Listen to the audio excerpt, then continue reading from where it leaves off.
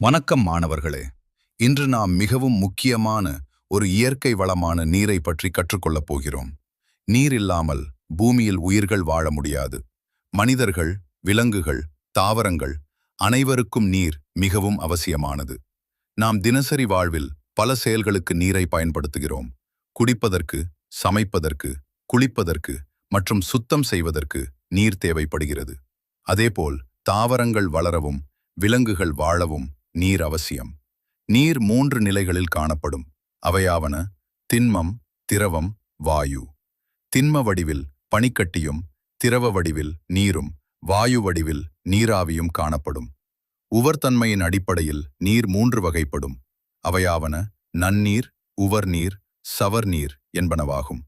காணப்படும் மூலங்களின் அடிப்படையில் நீரானது 3 வகையாக பிரிக்கப்படும். அவையாவன நிலக்கீழ் நீர், படிவு வீழ்ச்சி, மேற்பரப்பு நீர். பூமியில் நிறைய நீர் இருப்பதாக நாம் நினைக்கலாம். ஆனால் மனிதர்கள் பயன்படுத்தக்கூடிய தூய்மையான நீர் மிகவும் குறைவு. அதனால் நீர் ஒரு பெறுமதிமிக்க மட்டுப்படுத்தப்பட்ட வளமாகும். நாம் நீரை வீணாக்காமல் சிக்கனமாக பயன்படுத்த வேண்டும். மாணவர்களே, நீர் வாழ்க்கையின் அடிப்படை.